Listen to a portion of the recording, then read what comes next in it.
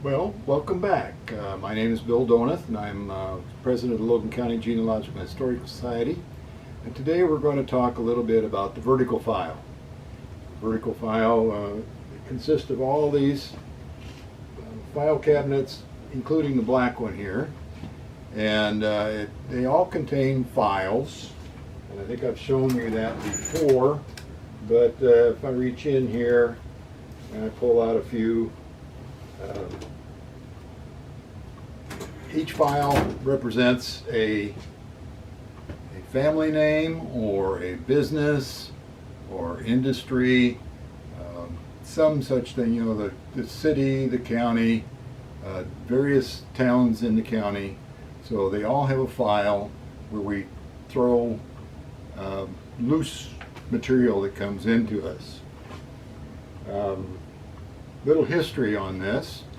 Back in 2003, when I started this work for the Society, I came in to ask if there was a volunteer job I could have, and they said, well, look around and see if you find something that needs to be done.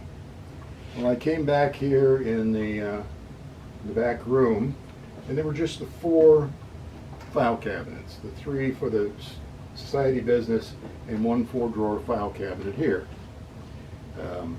I looked in that 4th one, and there were a lot of pieces of paper in there. I mean, they're just stacked in there, no file folders, no organization.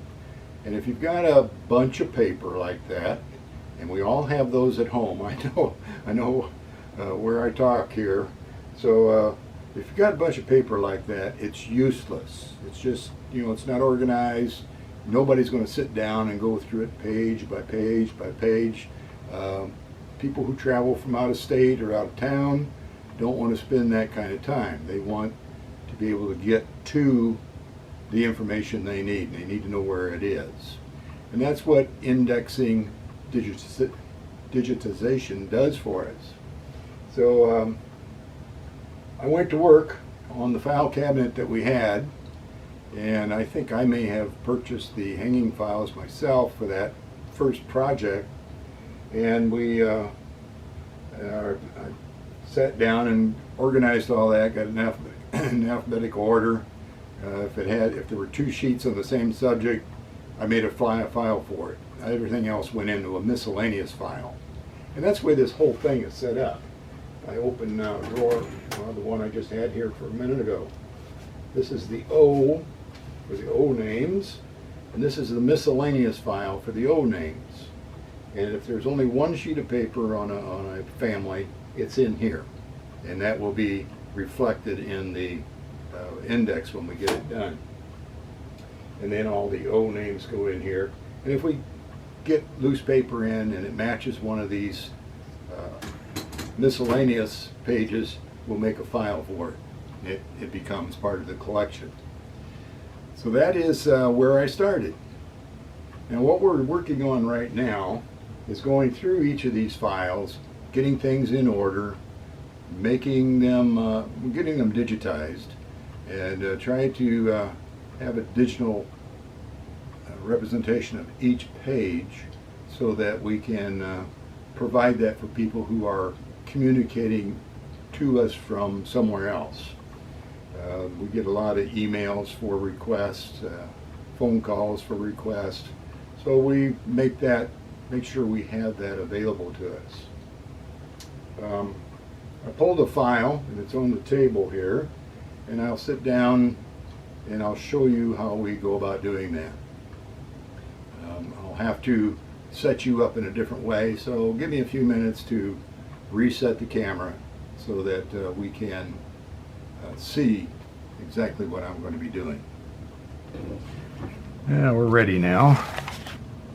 This is the family with the last name of Dale, and we need to first get these in alphabetical order. It's stuck to this page. So Hobart, and here we have several names in here, and I see one Dale here, and there's a bunch down here. So papers like this need to go back to the back of the file. So we'll set that aside for a minute. This must go with it too, because it's research that one of our people did. Okay, this is a membership form from 2006 for a Chuck Sexton, and he is researching the Dale, Shipley, Hoblet, Weed, Dunnigan families, and he gave us instructions and information to help us along the way. And Gary Freese, our researcher, put this stuff together for Chuck. Okay, so we'll put Chuck back here. I don't know what branch of the family he's in. And then we have, this is from Chuck Charles from Austin, Texas, and it apparently is what he put together for the family history for the Dale family. And we love getting these, because anybody else looking for the Dale, it's even indexed in that, for that piece anyway. So we will put that towards the back too. And here's another letter from Chuck in 2001. So we'll put that in front of his name. And here's another one from 2001. That one's January 14th. This is January 1. And we have a photograph of a headstone for Nancy Rose Davis Dale. And Nancy comes after Hobart, so we'll do that. And I need to take that staple out of that paper, because staples are deadly to paper collections where the humidity might get high enough to make them rust. Same with paper clips. We have to take those out. It's hard telling just how long it's going to take to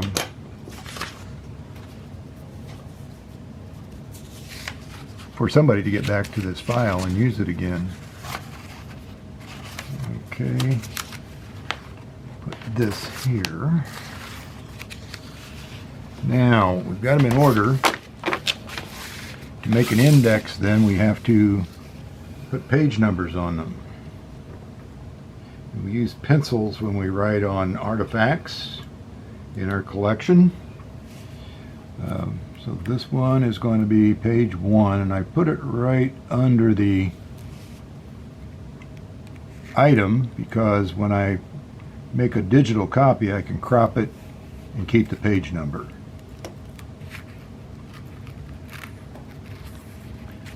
Then this one's going to be rotated once it's in there, so that's going to be 2. You know what? I'm doing this not in proper order. It's been a while since I've done it. So, let's bring this forward. Notice that Chuck has page numbers on these already. He's done more than half of our work already. 1, 2, 3, 7, 9, 11. So he's got 11 pages there that are already numbered. So why should I renumber them? So we'll take his and put it up front, and we will start these others over. So instead of being 1, this one is going to be 12.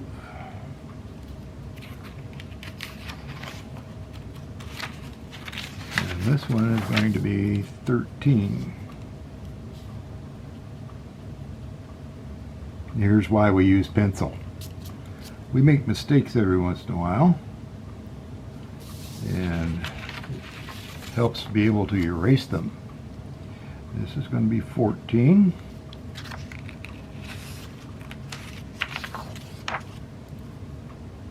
15,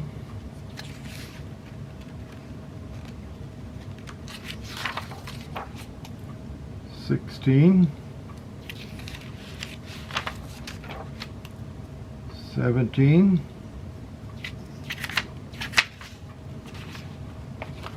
and 18. Now always check for the second side to see if it has any printing on it. So now we have them in order the way we want them. Now many of these files will have an oversized paper, and what I'm going to do next requires them to be 8.5. If they're more than 8.5, I need to photograph them. So I would take the oversized ones, put them at the back. If there are a lot of photographs, or any photographs actually, I put them towards the back as well, so that all the literature is up front, and then the oversized stuff is a little farther back. Sometimes the oversized stuff we have to fold, and I don't like that, but that's just the physical arrangement of the world, I guess. I'm going to turn you off for just a second here so I can set up for this next part.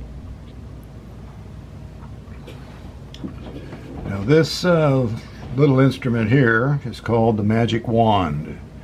It's a Viewpoint Solutions, and it's a scanner, but it's like a wand. It is a wand scanner. You can take it out of this docking station and use it as a wand scanner. I could never work it that way. One side always got ahead of the other, so I rarely ever do that.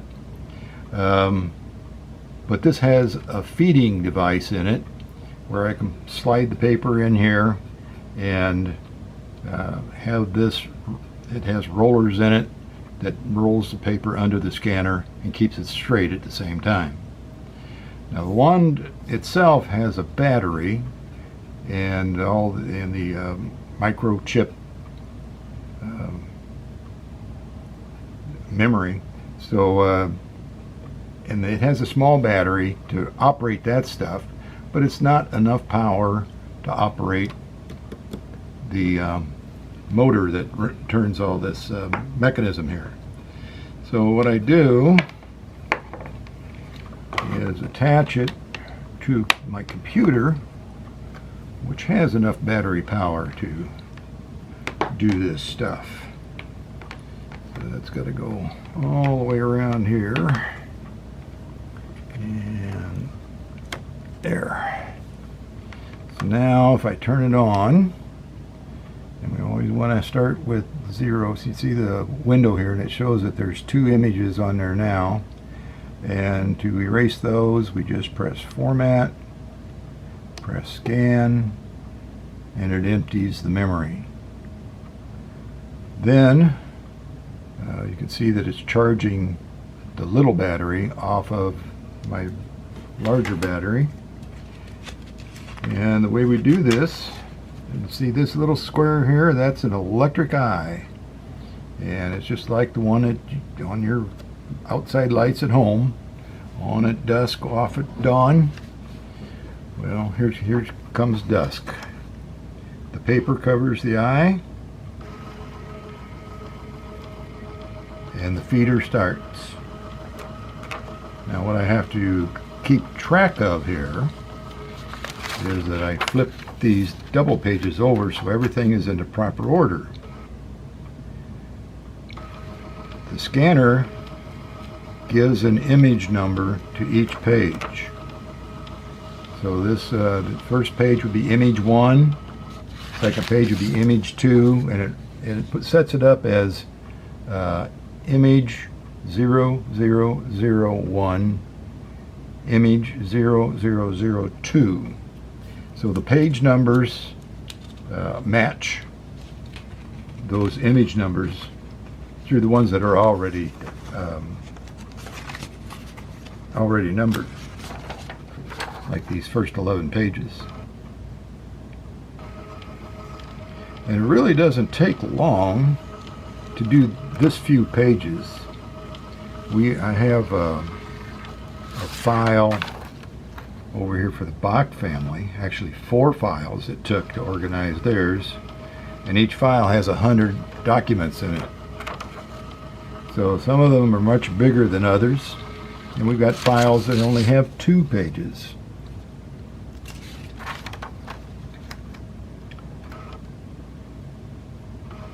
I don't know if you're able to read the numbers in that window or not. At the end of this 5th page, that 4 will change to a 5. So that helps me keep track of if I've missed a page. And I can stop right away and correct whatever it is I need to correct, instead of waiting until the end and having to change a bunch of page numbers.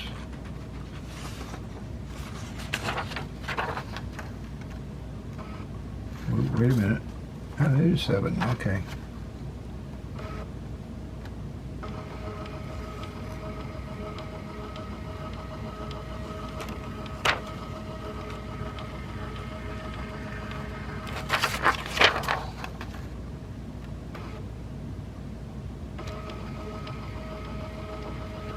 Sometimes we can get caught up in reading this stuff,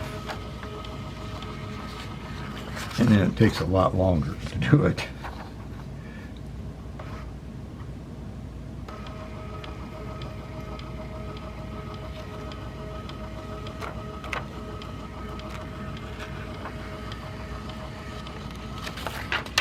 I've got one of these scanners at home, and you'll see it in another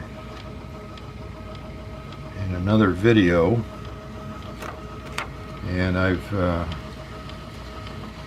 put tens of thousands of pages through both of these machines, and they're still going strong.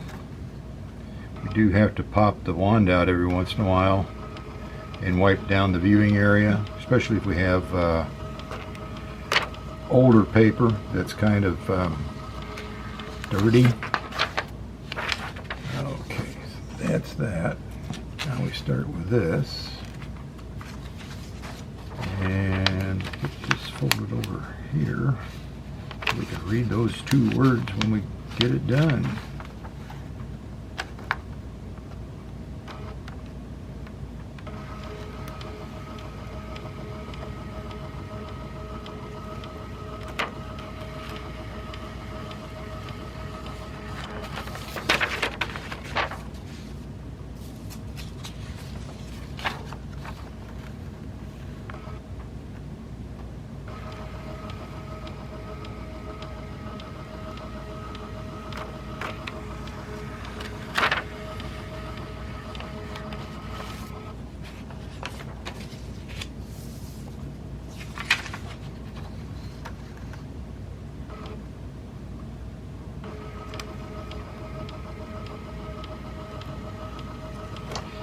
And then if I find that I've skipped numbering a page, I just put it to the back of the package.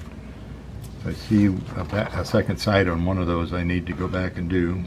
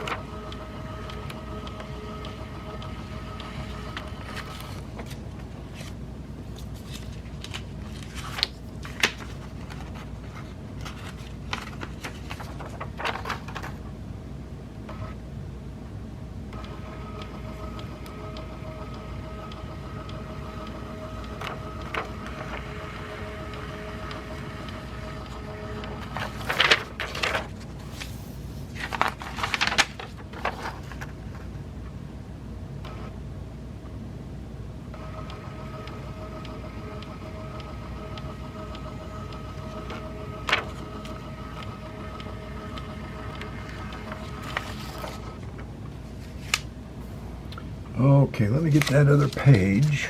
The last one here was 18. The second side of this one is going to be 19.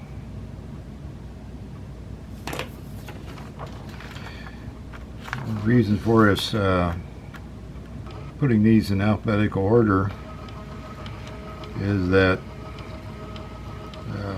just make it convenient for the person that's going through the file. But now, once we've completed doing that for a file, everything's going to be numbered, placed in order by number.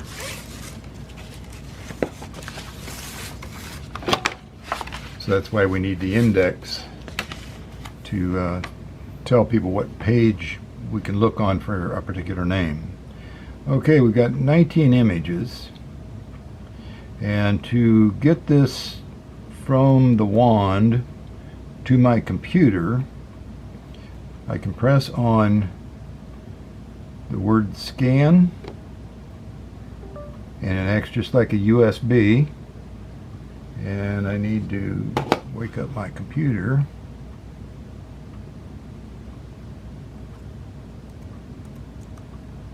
And got the, let me move this down so I've got the screen up here, and you can see that I have DCIM, which is the memory of the scanner, and it's media, so you can see the image numbers. Let's make that a list so we can see all 19 titles at the same time. And I'm going to put those in vertical file. Open up vertical file, and I want the file folders, and I'm in the D's, and let's see if it's in DMIS. I don't see Dale there. I don't see it there, so we need to add it. So we'll get a new folder.